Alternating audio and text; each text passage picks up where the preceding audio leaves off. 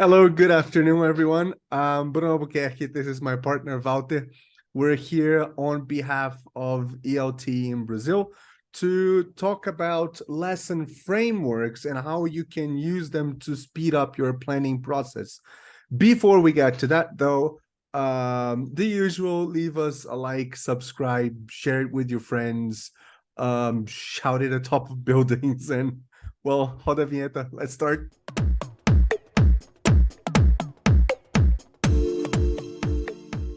All right, so we're back. Bruno, today we're going to talk about something that is just essential, right? Yes. When we talk about the lesson framework, we're talking about the shape of your lesson or how things are going to work.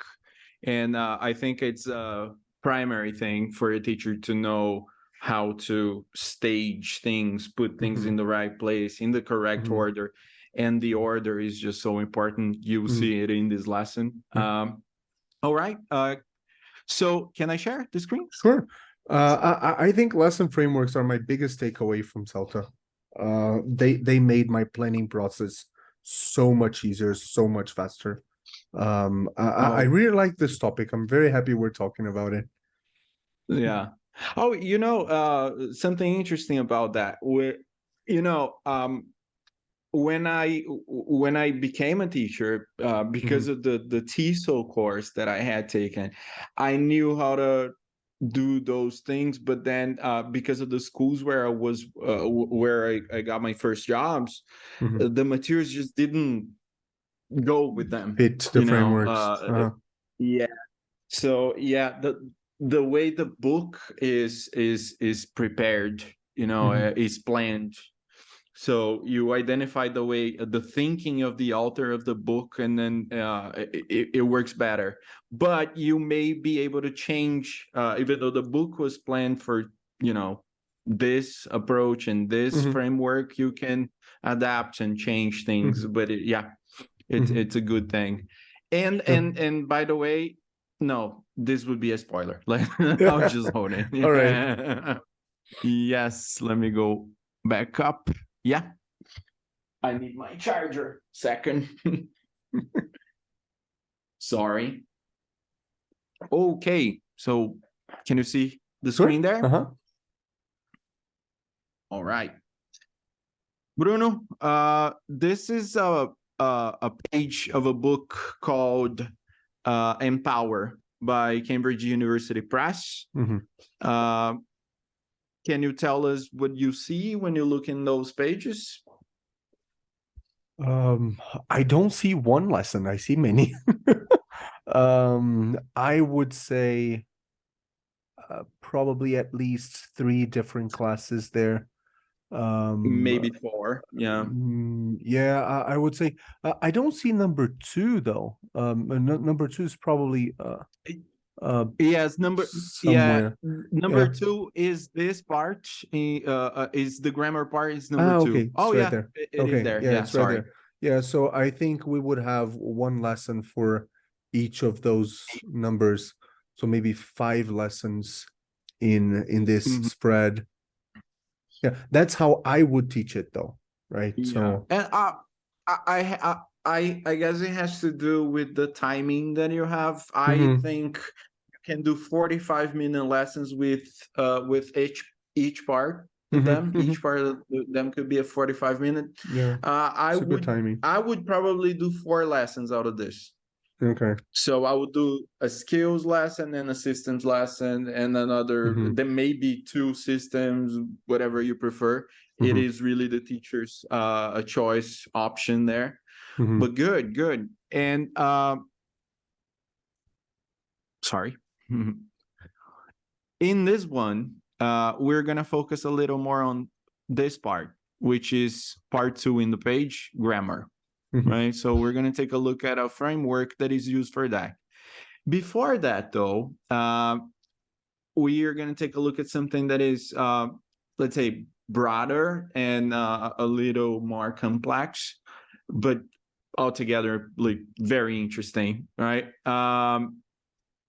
when we talk about lesson frameworks, there are a few things we can think about, which is the first thing is like how teaching works in Western culture. And I mean, our culture, right? It has been taught this way since the time of Aristotle, right? So we divide things, we split them, we learn things atom by atom. That's why it's called atomistic learning. I don't think many teachers out there have heard this term, atomistic teaching, atomistic learning, or atomistic approaches, right? But I know that they have heard the other one, which is holistic learning. What they might not know is that it is connected with Eastern tradition, which is teaching things as they are connected. So you teach them as a whole, and then you have the term holistic learning. From that, oh, by the way, we can use atomistic and holistic approaches to teach anything, skills and systems, right? So it could be a grammar or a Lexis lesson or a pronunciation lesson. It could be listening, reading, and you could use atomistic or holistic. Today, though, we're gonna narrow down a little bit to two things. Can we grow? Can we expand a bit on this? Even though the time is, we were trying to keep the time, but I feel that we're moving. English language teaching is moving closer. It's moving from atomistic teaching and learning to holistic teaching and learning. Don't you think? Well, it has been for like a long time, right? Like I think it's you know, this is a discussion that will go so far. It would take a while, but I think the I wouldn't say, well, if you put on your rose tinted glasses, then you would just think, oh yes, like we are gonna teach every lesson holistically. But then when you look at the choice of materials that the schools make, and then you look at everything that you have in there, it doesn't really seem like that, right? Even though I think that when you're a teacher who has been trained, you do try your best to make things more holistic. Does that make sense to you? It does. It does. And for example, CELTA methodology, what we learned, at least what I learned from CELTA, was very atomistic, right? So you teach a grammar class, or you teach a vocabulary class, or a speaking or listening or a reading class, right? So I was reading yesterday about task-based learning for Delta, and it's interesting how the truth sometimes can hurt, because what the author says was that there are two kinds of syllabi. Remember, we're having this conversation, right? So the synthetic and the analytic, right? So the synthetic, we're going to break language into chewable chunks so that students are able to digest. Very atomistic. And we hope that by giving them these pieces, students will be able to resynthesize this and put everything together and use it communicatively.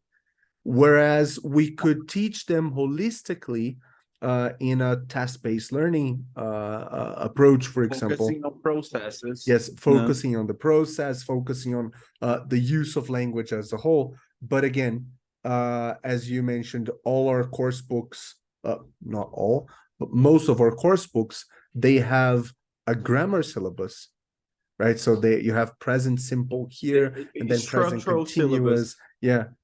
Very and structural. Therefore they are they're not analytic, they're synthetic syllabuses, right? Like so, most of them. So how do we do that, right?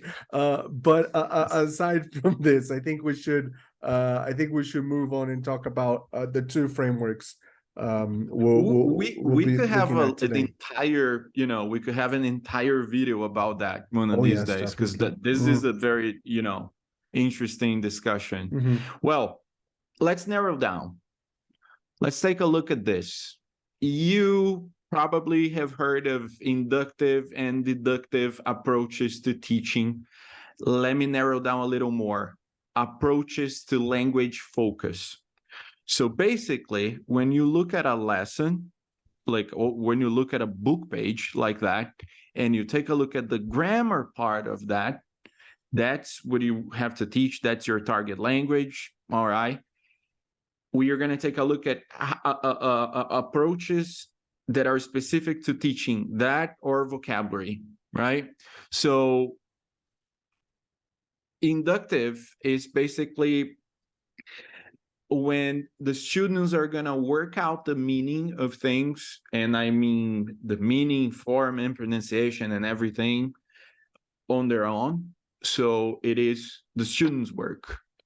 And deductive is mostly focused on, you know, you give the students a set of given examples, and then you study the rules. You might even use explanation for that. So that's a very deductive lesson, right? I actually remember the first time I was observed.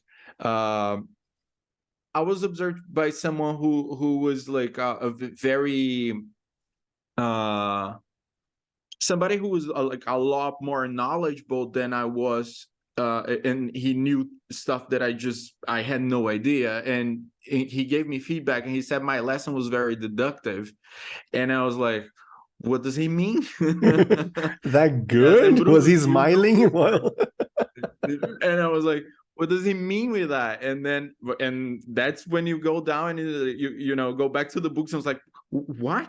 Like, how was that deductive? What does he mean with that? Yes, but it is what it is. And then when we take a look at the book, let's take a look at that part with grammar here. So you had a text about, you know, Steve Jobs, and then the book's asking you underline past simple forms of verbs, and probably these students have been exposed to the past simple already, and then they have to underline the past form of these verbs, and as you can see, they're all regular verbs, and then they have to get the rule. So the book is asking them to find, is the book actually asking them to find the rule, or is the book giving them the rule? When you look at exercise B, the form of past simple of regular verbs, to form past simple of regular verbs, we add this or this. So because it's not giving you the rule, you have to work it out. You have to think about it. You see that the author of the book was using inductive or deductive.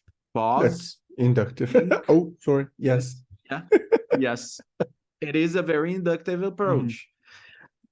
However, and I will say this, like, I don't like to let the book do my job for me. I want to do it myself. So you may use the students, you may just use the text, you may prepare slides, whatever you want to do. And I would say try to keep this as students focused as possible. So let it come from them, you know, use questions and elicit, and then you may, you know, circle things on the board and ask them what it means. There are many ways you could do that to keep that lesson inductive. So I think Bruno is gonna agree with me and say that inductive lessons are ideal. Yeah, I agree. I think the optimal way of teaching would be to teach inductively. So as you were saying, we help students work out the meaning, right? So they're not alone. You're there, you're asking questions, you build the environment for them to better explore. But ultimately the one that is doing the cognitive work is the student, right? So I think this is the thing with inductive. However, there are pros and cons in both, right?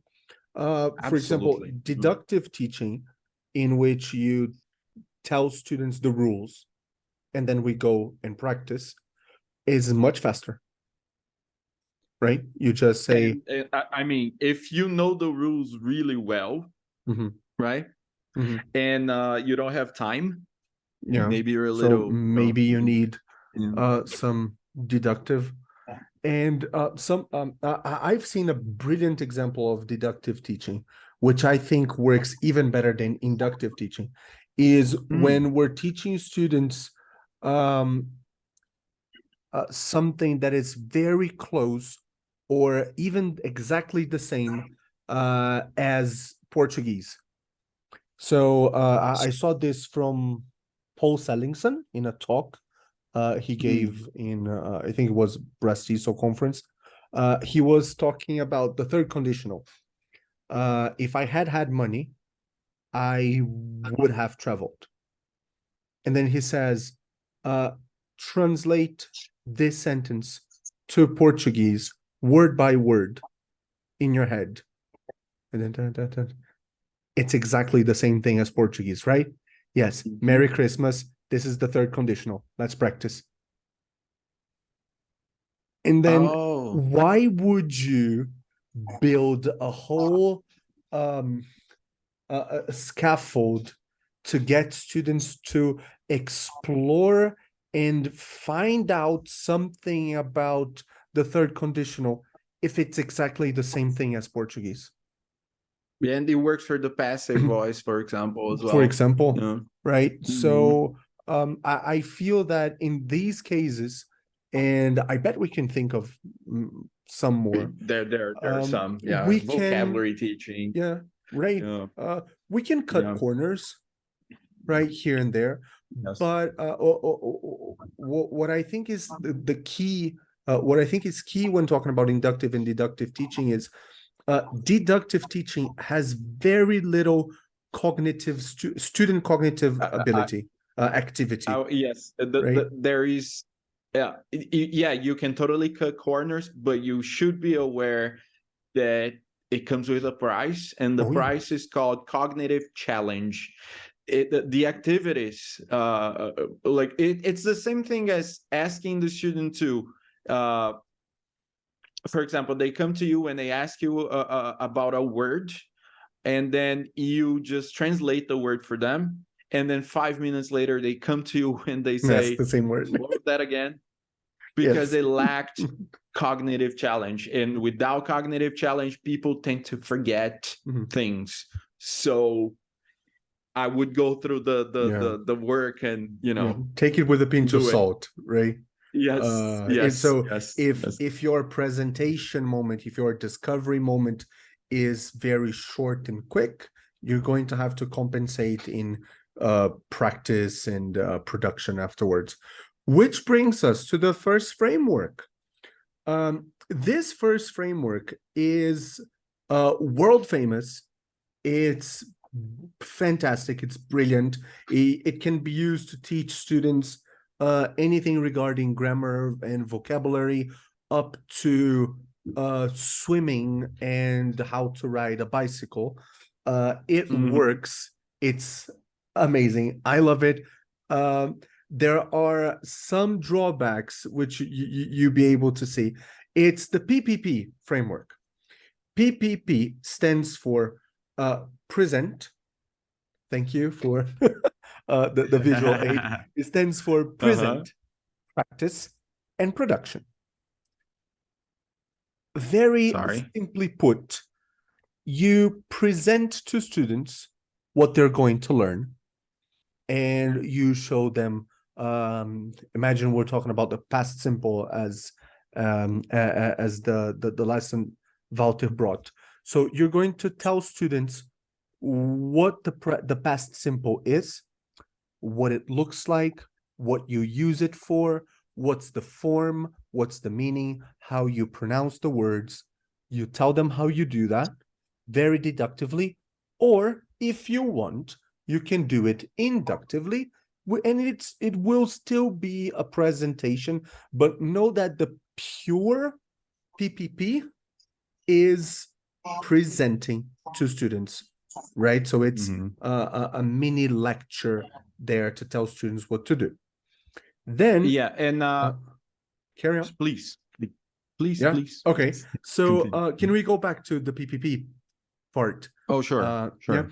Yeah. So you tell students about the past simple, how it's formed, the meaning, the pronunciation, and then you want them to practice using this in a controlled environment because you want students to be successful and you want them to practice intensively the thing that you're teaching them. So you're going to ask students to perform a repetition drill with the past simple, or to fill in the gaps with the correct form of the verb in parentheses, or something that students will be able to do right after you have just presented this grammar topic or vocabulary list to them. The idea here is that we want to avoid mistakes. You want to avoid fossilization, which is students making so many mistakes using the thing that they memorize the wrong form for a very long time, right? So you want to avoid mistakes. It's very behavioristic. You want them to be successful so that they're motivated to progress. Once students have practiced intensively the thing you just presented, they are now allowed and expected to use this grammar bit or vocabulary list to produce something with the language. Production is a little bit different from practice. Production wants students to use this grammar point or vocabulary list in a more contextualized way, in a freer way. So, for example, you got students to talk about the past simple. They practiced in completing gaps and I forgot a repetition drill. And now in pairs, students are going to tell their peers about their last vacation, because now you have atomistically given them bits of the past simple. They have practiced these, they have digested these grammar McNuggets, as Scott Thornbury would say. And then now that they have digested, they will be able, this is horrible, but the metaphor works, they will be able to regurgitate the complete language and use the simple past to talk about their last vacation. Yes, PPP, and present, practice, well, production. Yes, Walter. yes, and then yeah, absolutely.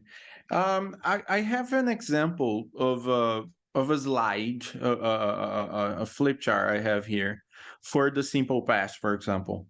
Imagine that, and it was used for this lesson, for example. So let's say instead of giving them the examples, you want to elicit the examples from them. So let's say you want to get a sentence to come from the student, so you ask them a few questions, right? So I'm going to do it with Bruno, just a simple example, right? Bruno, what's that? It's a computer. It's a computer. So, and these are two people, right? Mm-hmm. They are Steve Jobs and Steve Wozniak, I think. Wozniak, yeah. So, yeah. So they computers. Okay, so they invent computers. They another word a little simpler for invent. Create. Even simpler, more common. Starts with an M. They make. They make, yes, but not now because, well, Steve Jobs is not even alive, so it's in the past. So the sentence would be they maked computers. They made. Isn't there a difference? Yes, it's made. That kind of Oh, student, right? okay. But this is exactly what will happen in the lesson. Okay, okay. Is this action here happening at the moment? Yes or No, no? no. No. Is this an action that is finished? Yes, It happened in the past or in the present? in the past. Perfect. And then you have it there. And then you can do the same thing with the negative and with the interrogative form. Mhm. Yes, and you see, Bruno said something that is amazing here, which is this lesson was inductive, but it was still atomistic. Mhm. Right? You still have the subject, the verb there. You would work on pronunciation and that kind of thing. So PPP is just great. It's very useful. It works for everything you wanna teach somebody. You wanna teach them how to draw. You wanna teach them how to speak a language. You wanna teach them how to ride a bicycle. It is great, but there are cons, Mhm. And there are right? better approaches as well. There are better approaches, and I think that once you move on and you start using lessons that are more task based, you Mhm. will probably, chances are you will abandon Mhm. this. However, because of the choice of materials that schools make, I don't think you're gonna do very strong TBL lessons Mhm. in the schools. You just No. can't, because you have a syllabus that Mhm. you have to teach, and therefore that's never gonna be, a Yeah. real Mhm. TBL You have approach. tasks here and there, but still, PPP is very, um, it's still very present in language classes. You'll see it around. Shall we move on to TDT, Walter? Yes. Yeah. Can I imagine that this is the presentation that you had for your lesson, based on the one you had in the book, but you planned a different one. Let's say this is your language presentation. It's all there. So you present the language, you get everything, and then you can, for example, move on and do a drilling, right? You can do a drilling with this. It would this one's fun. Students usually like this one, and then you practice. You have some exercises from the book, right? You're probably not gonna have time to do all of them, but you do some of them, and you keep moving on until you reach the task. The task, they will do something. They will talk freely, and you get in there. So you have the production. What if you decided to start this lesson with an exercise before? So let's get exercise C here. You just give students this exercise, and ask them to do it and see how well they can do it. You're testing them, right? After that, afterwards, you move on and you do your language presentation, right? You Based on elicit, you what work up. students got wrong, right? Yes. And then you move on, you practice it a little more, you do the drilling, you do the other exercises or other exercises that are not in the book. You're probably going to want to do something that will get them to talk a little more. Examples, ideas, tasks, and then you move on and you have them produce freely. And in a task that will probably induce them and I don't want to use the word force, but will require them to use the simple past Mhm. to achieve the task. Mhm. And then you have your production. But in other words, we could say that we test, then we teach, then we test it again. Mhm. So that lesson is a TTT, not to confuse it for teacher talking time. This is Yeah. test or task, teach, task. It's difficult to say that, but anyway, Yeah. yes. Yeah. At the end of the day, it's PPP, right? But just with a with a different order. I Yes. find it interesting and especially useful. So we still have like 7 minutes here. So Mhm. I think we might talk about some pros and cons um, well, for example, PPP is very useful to teach vocabulary and grammar to beginners, right? So since beginners don't Mhm. have a lot of vocabulary and a lot of language, a lot of background knowledge on the language, maybe presenting the language and assuming that they don't know what you're going to teach might be a good strategy. However, presenting something to intermediate learners might be a bit dangerous because they might already know or at least have seen it before and they have some background knowledge on that. And then I think that test-each test is more it's better suitable for intermediate and advanced students than PPP. Yes. Yeah. Yes. And then, well, we have things, well, because it depends on what you're going to use to present the language. If you are going to present the language inductively and you have resources for that, I'll give you one: noticing.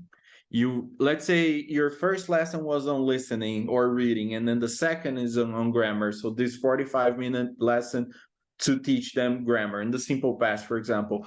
Why not use the text? So you give them something that was like, okay, read this and find something very guided, but they will have to work it out into finding the simple past, and then you ask them questions until they understand the rule, because remember, meaning is always first, so they have to Mhm. understand that that is about something that happened in the past, it's not now, and it is very different from simple present or any other Mhm. thing. Or you could use a dictogloss. Oh, I like that.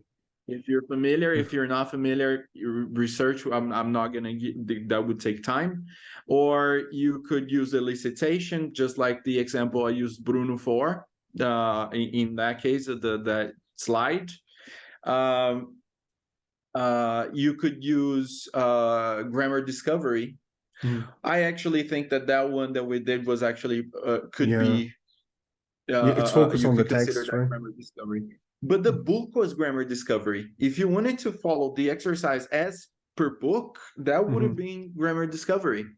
And you see that the Empower series, the book that I used, that like most exercises in grammar will Mhm. use grammar discovery. And Mhm. that's something else. As you can see, you start to recognize Mhm. patterns in books, and you start to be able to, you know, take the make the most of the materials that you have at hand, Yeah. right? And you will always be able to, if allowed by the school, and I really hope you are allowed, because no course book will fit your group perfectly, right? So the No. authors and editors of the book, they don't know your students, right? So the book was not made for them, right? It was made for a general and sometimes international public, such as Empower is by Cambridge University Press. So they wrote the book for English students Mostly. around the world, right? Yes. So Mhm. you're gonna have to adapt, and knowing different lesson frameworks and understanding what I think that the takeaway is knowing the framework so that you can plan your lessons faster. Okay, oh, so I need test, I need teach, I need test. What is test? What is going to be teach, and what's going to be test? I have a lesson, right? Wow. Um, Yes. Yes. but also understanding the aim of each of the steps so that you can, for example, I need a presentation moment. What can I use from the book that is going to serve as presentation? Can I use something here or do I have to create? Good. Practice. Do I have a practice activity in the book? Usually you do, right? In the book or in the workbook, you have lots of practice exercises. Now I need production. Do I like the production activity in the book or will I have to design my own? And then because you know the steps and the goal of each step, it's much faster to plan a lesson. You're not planning from scratch, right? Yes. And you and as you know, you develop as a teacher. You start to become more critical of these materials, and you will start to realize that like a lot of books do not have the production stage. And maybe because they were not actually made for this approach, for the PPP, for this framework, right? And some of them they do, but like what's that book that everybody knows in Brazil by Cambridge? What is it called again? American English So File. no, it's Interchange. Interchange, yeah. Interchange. Like most teachers, like they want to start teaching privately, and they get Interchange. Interchange is a very useful and simplistic book. All lessons will go with the PPP, but are those tasks really appropriate for your students, right? So chances are you are going to want to change those, right? You are going to change the production stage, but you can use the controlled practices or freer practices, because you have different types there. But yeah, you're probably going to want to change those. Yeah. And you probably will. So I think this is a wrap for today, right, Walter? Yes. So this is our first session on frameworks. We talked about PPP, present, practice, produce, TTT, test, teach, test. And next class, next Tuesday, we'll be talking about two more approaches, two more frameworks to help you plan your classes. I hope you enjoyed this. Like, subscribe, share with your friends. Leave us a comment. We'll answer you for sure. And see you next Tuesday. Thank you very much. And we'll see you next week. Enjoy it. See you. Bye.